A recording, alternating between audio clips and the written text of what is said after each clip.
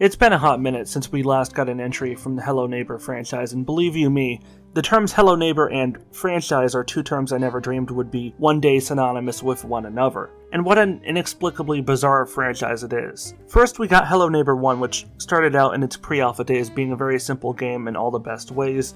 It was just you in your tiny house, and you've got this creepy neighbor who's behaving like a Hitchcockian villain and being very sus within the confines of his own home. So you decide to commit more than a few home invasion crimes in order to figure out what's going on. I was entirely on board with that. But as time went on and subsequent alpha and beta versions released, the game changed, effectively devolved in every conceivable way. The house increasingly began looking less and less like a normal house, and instead gradually became so absurdly silly in both appearance and functionality that the game lost any potential shot of being viewed as a horror game, in my opinion. On top of that, many of the newer mechanics introduced, such as the increased focus on puzzling and platforming, were so fundamentally broken and remained so even when the game fully launched on Steam, that most players like myself oftentimes had to completely restart the game in order to escape the dozens if not hundreds of game-breaking issues and bugs. Not to mention the fact that many of these mechanics, particularly the platforming, were just not only frustrating but also unrewarding to the point where many people swore off the possibility of returning for future entries in the series.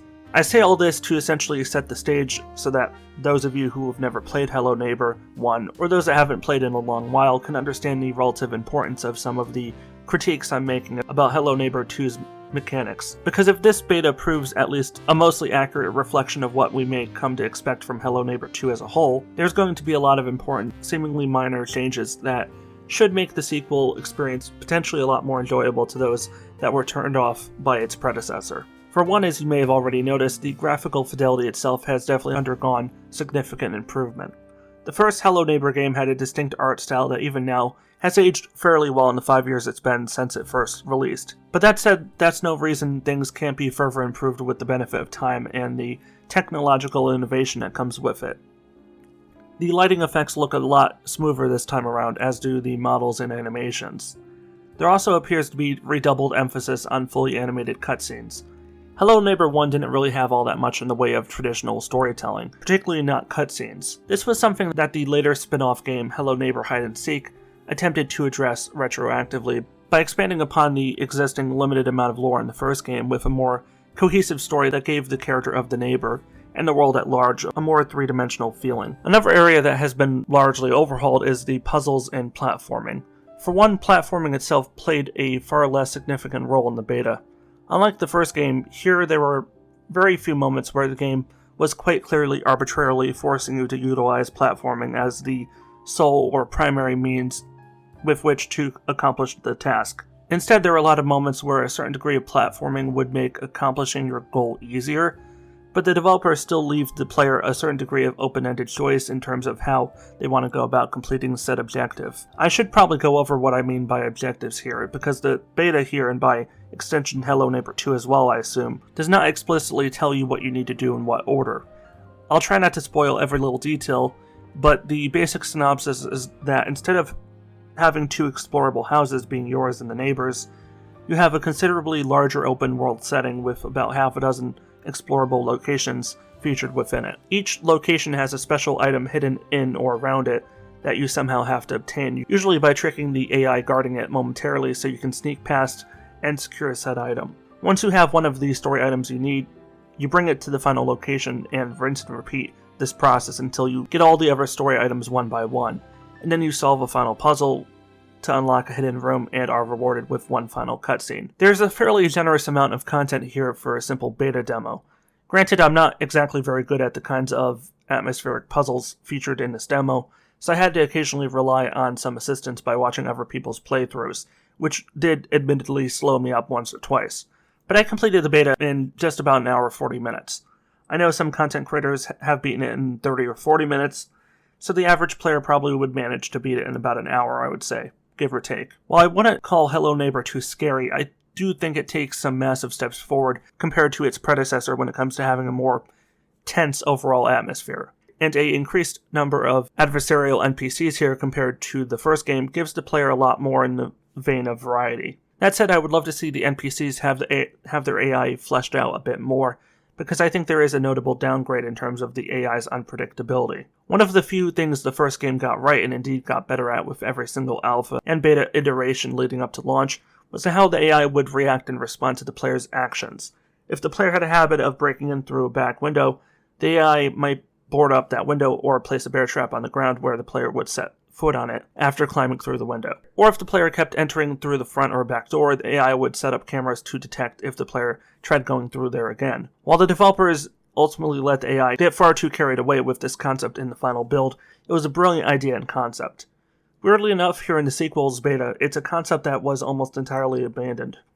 Maybe the beta is just so inherently buggy, so the NPCs didn't react as they normally should, but not a single one of the NPCs at any of the explorable locations, with the exception of the neighbor, ever really bothered to extensively search for me when they detected me, nor did any of them, even the neighbor, even bother to employ any kind of countermeasure against me to prevent future incursions. If this kind of design makes it into the final game, it's going to be incredibly easy for even an average skill player like myself to outthink or outmaneuver any of the NPCs we come up against. In an effort to seemingly subvert overbearing cat-and-mouse nature of the first game, or at least to severely mitigate it, this sequel has arguably gone too far in the other direction of being potentially unfun because it's too damn easy. Once you recognize the extremely linear movement loop of the NPC and realize what item you need to grab.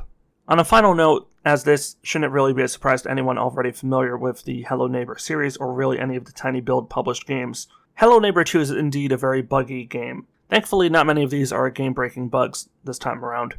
In my whole time playing, I only ever experienced 2 game-breaking bugs. One involved me falling through the map and getting perma-stuck in a specific house, which honestly was not so much irritating as it was just mildly amusing. The other, however, is a different matter. This is probably a fairly light spoiler, but there's this NPC enemy type that you meet in the tutorial level that you first start out in. He looks just like the neighbor, but he's dressed up like a plague doctor, which, not gonna lie, when he's running at you is definitely a creepy sight. I've never had the doubtful pleasure of having a plague doctor come running at me full tilt before, and hopefully never will, if Hello Neighbor 2 is anything to go by.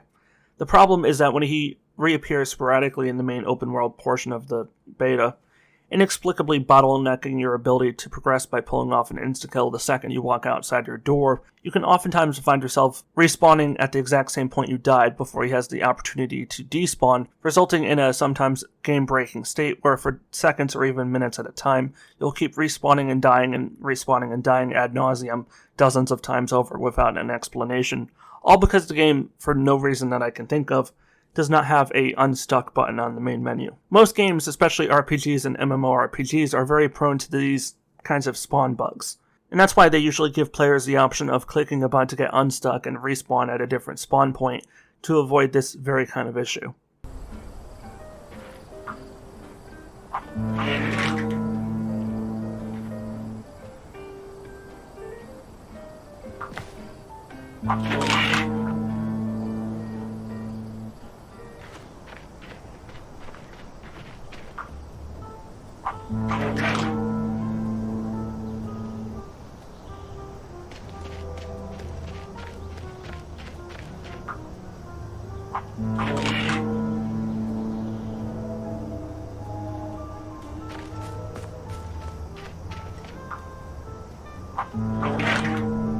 Hello Neighbor 2 does not currently have that option, so if you're experiencing the issue I'm describing, you'll either have to sit it out until the game eventually fixes itself, or restart the game and lose all your progress. I expect the occasional bug in any beta, and while I do have low patience for game-breaking ones, the fact that I only ran into 2 in my time playing through the beta is a welcome contrast to the number I experienced in the Hello Neighbor 1 alphas and betas. Overall, I had a rather good time playing Hello Neighbor 2. While it's being developed by a new development team, rather than the dev team that put together the first game, it's clear that these devs are listening to fans' criticisms of the first game, and are making significant strides forward to fixing those issues and improving those mechanics, while also at the same time making no attempt to reinvent the wheel and make arbitrary changes to the formula simply to distinguish their game from its predecessor, as I've seen in many other cases where a new dev team is brought on to make a sequel to a popular game. While I'm hoping we get one final beta before the full game launches this coming winter, I think the beta reflects a promising future for Tiny Build's newest Hello Neighbor game.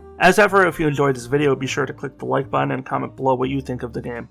Comments really help my videos get boosted in the YouTube search results, and plus, I read and respond to nearly all comments I get, so even if you want to drop a comment to say hi or get my opinion on something, even if it's unrelated to this video, I'll be more than happy to chat with you down below. Likewise, subscribing and clicking the bell really helps. I know it's cliche, no one wants to hear it, but YouTube is a pain in the ass to deal with, doubly so when you're a small channel. This is Warrior Dan signing out. Stay awesome everybody, stay safe, and peace out.